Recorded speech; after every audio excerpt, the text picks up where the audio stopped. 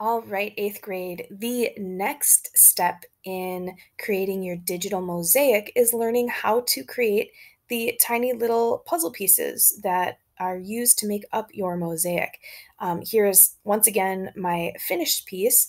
I thought it might be helpful to see a piece that's in progress. So I'm going to click over to the photograph, and you can see here a ton of the photograph is still showing through, but I've started to create these puzzle pieces over the top of the photograph.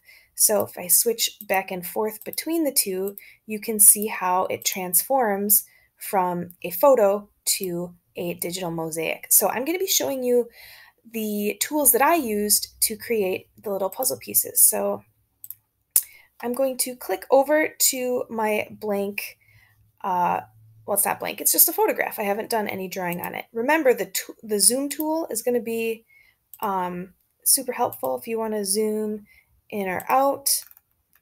So what I want to do when I'm starting to make puzzle pieces is familiarize myself with something called the Polyline Tool. I'm just going to zoom in again. So the Polyline Tool is going to help us create our puzzle pieces.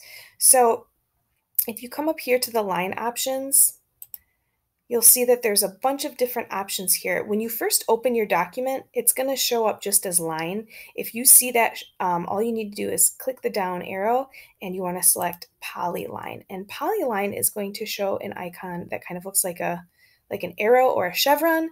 That's what you want. And to make your puzzle pieces, you're going to see my cursor is showing now kind of like a little compass shape.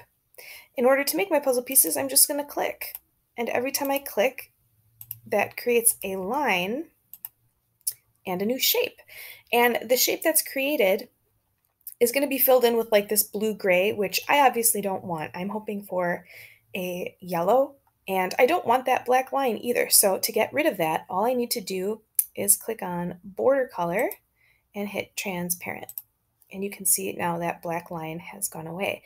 Now, this blue isn't going to help me. I want this to be yellow. So I want to fill my shape in there with yellow. And I have played around with custom colors.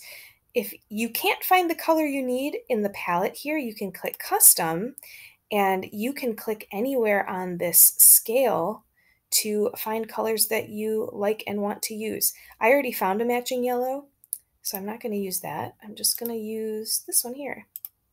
You can see I've made almost a perfect match. Now that that is created, I can make another shape. So I want to make another shape next to it, but I don't want them to be touching. And look at that. It's automatically going to fill in with the color that I've chosen. So I'm going to do another one right here.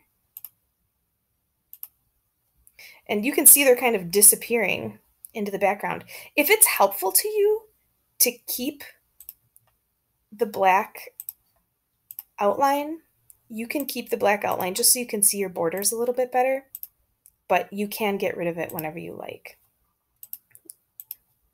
So I'm going to start filling up the yellow space there with my polyline. So right now I'm using the select tool. The select tool just allows you to pick whichever shape you're working on. Now you might make a shape and you don't like it and you want to make adjustments to it. If you double click on the shape, it's going to create a little gray kind of road map over the top, and you can adjust the shape any way you like. I don't actually want that, so I'm just going to hit undo a couple times.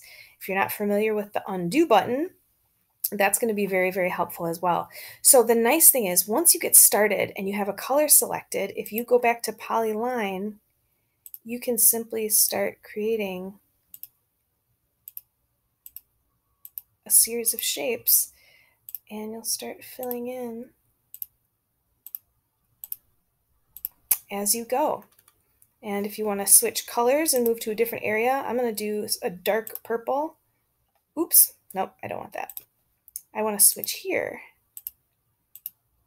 and make this one a dark purple, just like that. So it's really fun to play around.